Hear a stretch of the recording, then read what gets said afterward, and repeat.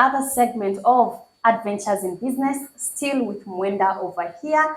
Na kama vile mmesikia, story ni moto moto na zinabamba, and it's just good when we continue doing the follow-up of his journey. I'm pretty sure tutasaidika watu wengi sana, and that is our goal. So now moving forward, yes. Mr. Mwenda. Yes, Joanne.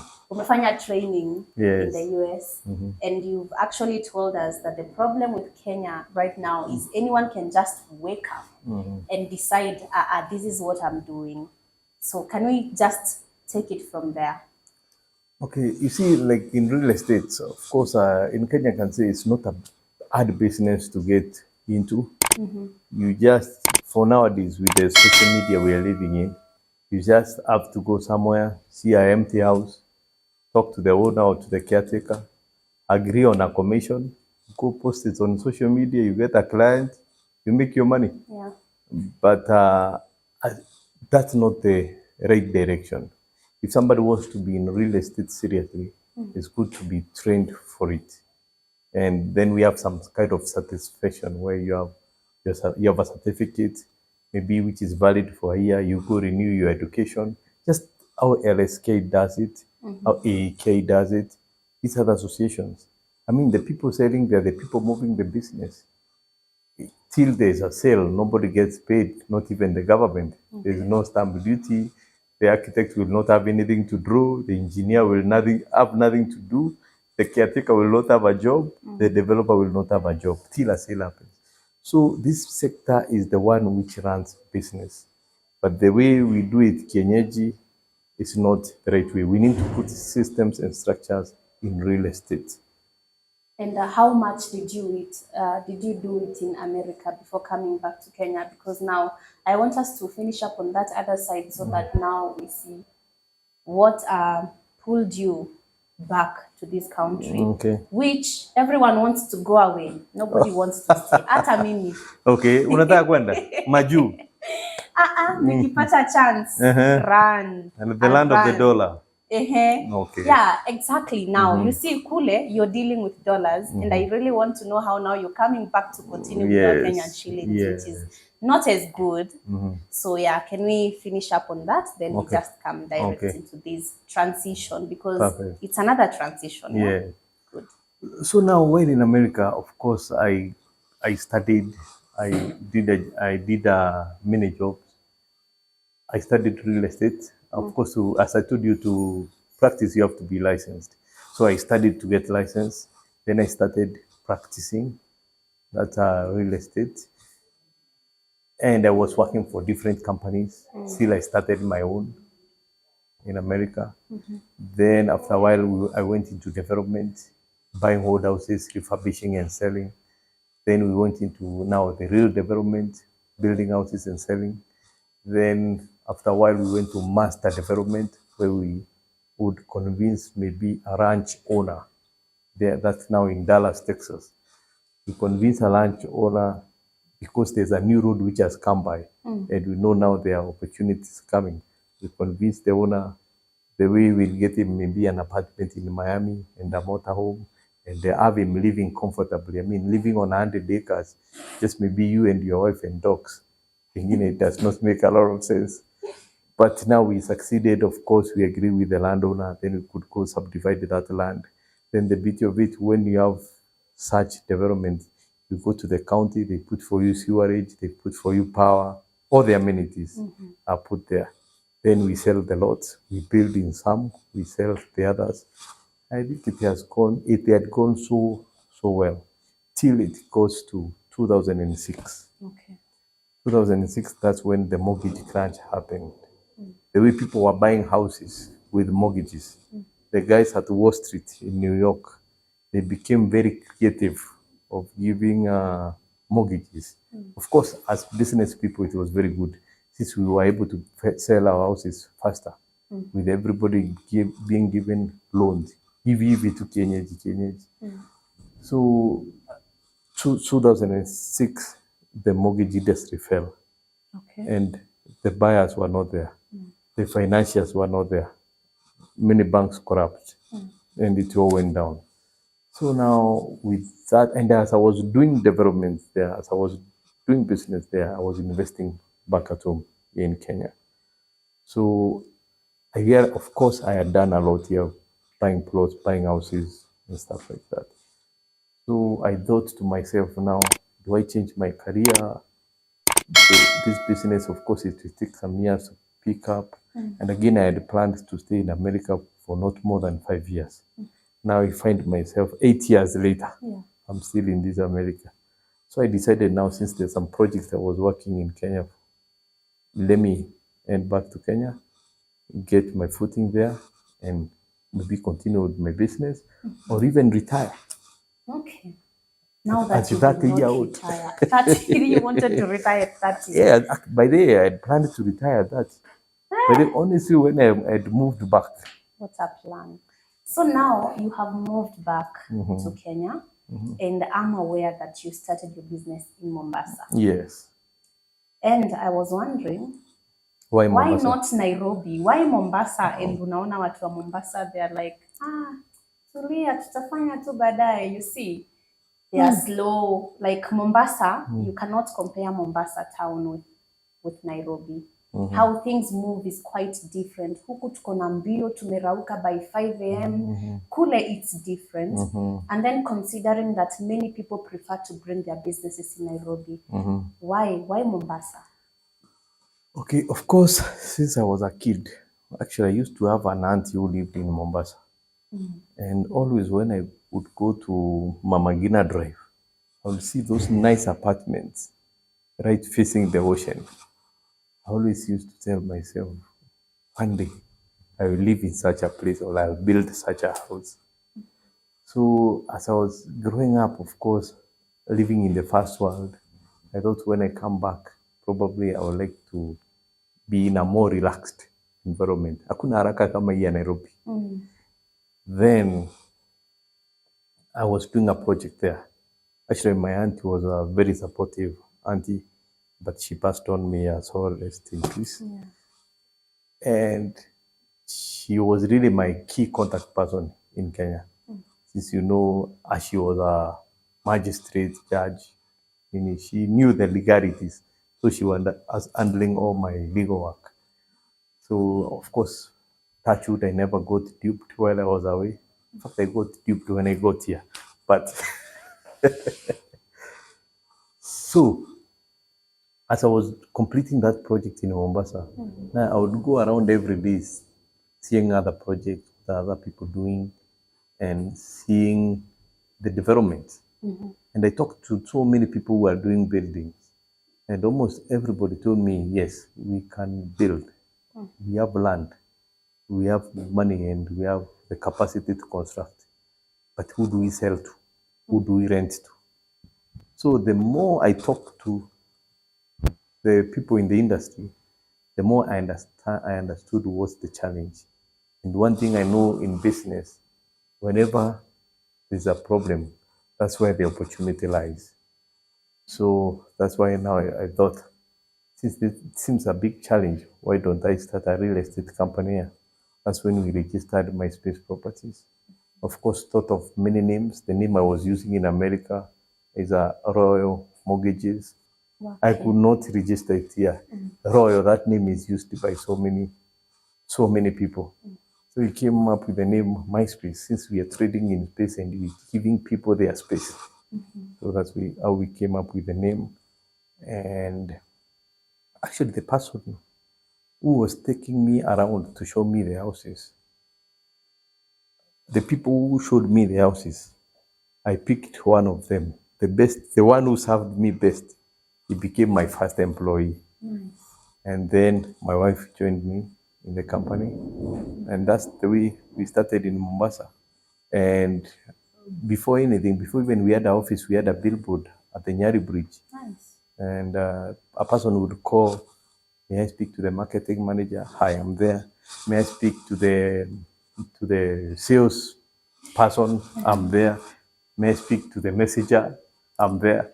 So I was everything. I was everything. I think entrepreneurs need to start like that. For you to understand all sectors of your business, it's always good to be involved in each sector. Then create systems as you grow to handle each sector. So of course now we started Myspace properties. It's caught on. We did many transactions. Then we started Mombasa Homes Expo, which we did for almost 80. We did almost 16 expos at White Sands, and that's what grew the Mombasa market. We started Unique Homes magazine, which was instrumental in exposing what's available in Mombasa. So now it had the whole world open to Mombasa. So that's when everybody came. Now they started developing apartments, Nyali, Kizingo, those places. Actually, one thing I'm happy about, when Mombasa real estate history is written, Mwenda Thuranira will appear somewhere. That is great. He made a change. And another thing, the people I worked with, in fact, most of the people running real estate companies in Mombasa, they passed through my hands. These are my former employees. And even now, we still do business with them. So Mombasa is still in my heart. And I mean, I love Mombasa. Let me tell you, honestly, kama sio pesa, singekuja hii Nairobi. Ningekaa Mombasa. Kuna challenges lakini ulipitia wakati ulikuwa ukifanya biashara huko Mombasa. Yes, of course. Now you can imagine, just the way you're saying, like, the pace is different from Nairobi. I can't say Mombasa people are slow because hao ni watu wangu bana. Taka nichapwe na mawe. Lakini jamani kusema tu kweli. No, wako. You see, they work in their own ways. Mombasa is a hot place. Mombasa is a holiday place. It's a place you want to relax. As they say, there's more money in Nairobi, but there's more life in Mombasa. So choose your poison. Yes, so introducing Naivas in Mombasa, of course, it was not a joke. Many people never knew about Naivas in Mombasa. Even here, it was pretty small. So now, once they went to Nyali Center, of course, it became very successful and still one of their best performing stores over 10 years later. So we built that relationship, and now I got to understand what a retailer wants, what supermarket needs, what do the people who visit the malls want. So with time now, I got to understand from the client perspective. Then also, as I was talking to the developers, the people who own the malls, I could understand what's their challenges. So now I thought there should be a better way of connecting retailers and the community. And that's when Mytown was born, where you are today. Yes. Yes. So Mytown malls, of course, when I came up with this idea, of course, I didn't have enough money to set up a mall, to be the landlord to the Naivas, the Chandaranas, the Carrefour of this world. So I needed to look for money. In fact, I toyed with this idea for almost 6 years. I went to every bank there is. I talked to too many investors regarding funding the project, Mytown. So I went even to NSE, Nairobi Stock Exchange, to raise money, which didn't work. So finally, actually, I went to a friend of mine who I knew for a long time. And I went to him to introduce me to somebody who can fund this project. Because, of course, it's a big project. So I explained to them that I needed a contact, I needed a connection, somebody to fund a project. Then he told me how much. I told him 20 billion. 20 billion. 20 billion. You see, just the way you laugh, even if me got shocked. Yes, 20 billion, kijana, upeleke wapi 20 billion. Yeah. So I explained to him the idea within 5 minutes.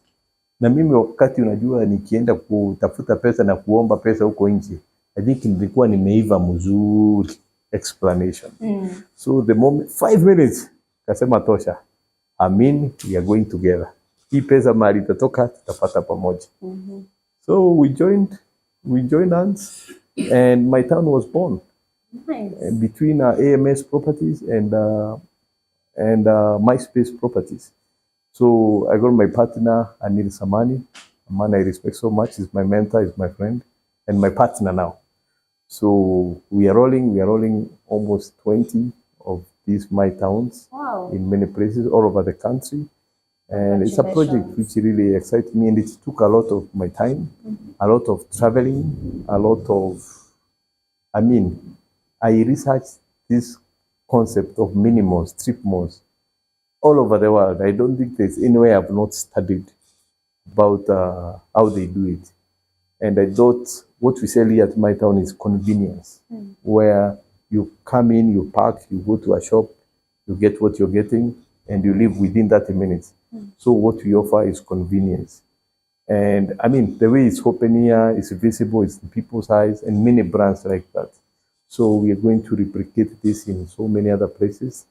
Even Meru, we are going there. Nice. We are going to Isiolo, Inshallah, Mombasa. And now with these clients, of course, it brings other business to now Myspace properties for leasing. Other people who are doing malls, they come to us since we have the network of the clientele. So that's how it has grown, and I'm looking for a brighter future in this. We're even building them and selling them to investors, pension funds. I think almost everybody is looking for this high yield, and the retail real estate has the highest yield in the market compared to offices, apartments, and go downs. This offers the best return on investment. So soon we are selling even this one. I'm going to press a letter. Amen. So Mytown now is a baby. Of course, we're still doing other real estate, developing houses, apartments, selling on behalf, selling for other people, marketing for other people. We do that. I think anything we have a system in, we never let it go. This we have built, we have taken a long time to build this brand and to build this name. So we want to grow it even further. Why should multinationals come and set up real estate companies here in Kenya? Well, we are here, and real estate is a local business. Yeah. So we want to be a local brand which will go international. Okay. God willing. Yeah, amen. Yes, Actually, yes. amen to that, because it's really big. And I won't even call it a vision, because it's something that's already there, something that you're already doing, something that you're so passionate about, and that tells it all. So now allow me to just ask you, which one of your projects yenye ulijua like sasa this is the breakthrough, the project that brought the breakthrough of success for you? Of course, for me, that one I have not done yet. The best project I've not done it yet. But this Mytown in Karen, of course, being our first pilot project, we see it. We see the future is very bright, especially when it comes to these retail centers. And as neighborhoods are developing, people will need somewhere to shop, somewhere to eat, somewhere to go to buy some milk. They need to go to Kinyosi Saloon to make hair like yours. Yes. So we are doing that in the neighborhoods. Okay. And as Nairobi is expanding, the more neighborhoods are coming, the more people need services or retailers near their area. So we see a big opportunity. I think the project, of course, we have failed in some projects. We have succeeded in some, but it's part of it. It's part of the game. Yeah. But as I say, if I try 10 things and I succeed in 7, I'm good to go. I don't have to be successful in everything. Yeah, but sure. Like for Mytown now, I see success. I see of course, from the pilot, from the demand of people. Like when I come here, I see some people taking pictures. Even Chinese, some West Africans, people from out of the country, they come to take pictures here. And that encourages me. And I'm okay. I give them ideas. Please, you want to one in Accra? I'll give you all the ideas. Go set it up. Since, the more you share, the more you get. Sure. I'm not a believer of holding. That's why I'm seated here with you, sharing my experiences, my knowledge. To help somebody And else. I know maybe my competitors will use it, but it's okay. I believe in collaboration. Yeah, yes. Sure. And is there just one day that you ever woke up and said, I'm not willing to do this anymore? Like, kuna ile challenge ili kupush that you almost quit? Winners don't quit. And quitters don't win. Okay. So I'm not a quitter. Whenever I focus on, especially right now, because I I have people who I can ask questions. I have people who can guide me, but they guide you, but they don't do it for you. Yeah. But with the right information, you'll be able to go far. With the right mentors on board, with the right, with the right direction, basically you get to where you wanted. But today, with time, of course, I network a lot. I do a lot of networking. In fact, every day in my planning, I try to, if I can be creating 10 contacts every day and call my existing 10 contacts, even to say hi. And out of that hi, I always end up getting business, an idea which I've developed over time, and I see it's working. And as young entrepreneurs, I like them to build networks and keep those networks going. Send them a message once in a while, Merry Christmas, Happy Jamhuri. Yeah. I mean, when you're fresh in their mind, they'll keep referring more clients to you. They refer their friends to you, and your business will grow and grow. Like now, our business is, you can say 75% is referral. Oh, wow. 25% is what comes from marketing. But you still have to remind people. Look at Coca-Cola. It's been there for how many years? But they still advertise, They do they it over and still over again. remind people that they are the best. Yes. Look at Safaricom. And if they sleep for 1 week, Airtel will take over. So it's constant. Yeah. Wow. I don't know. That's just breathtaking. Uh-huh. The whole journey and coming to this, of course, the whole of these Mytown malls. I don't know. It's just a big thing. So I don't know. Maybe we should come to this now. This is actually 50 most influential men in Kenya. Yeah. You need to tell us about this. This is from Africapital. Presents this award to Mwenda Thuranira. Just tell us. Actually, honestly, this Africapital, I don't know them. I've never engaged with them. I just saw an email inviting for this thing. I saw them post on social media. Not that I know them. I don't know what they based their research on. But of course, one in the other, we live well with people. Yes. We have built some influence. And of course, with sharing ideas, sharing knowledge, mentoring the young, especially through my social media. In fact, that's one of the reasons why I'm on social media. And we also run a podcast which still educates people about business, sharing ideas. I bring other entrepreneurs in our podcast so that we can feature them, they can share their ideas. What's the name of the podcast? Myspace podcast. It happens every Thursday at 6:30 on all platforms. So for our followers, they know it. And of course, engaging the community, engaging the entrepreneurs of the world.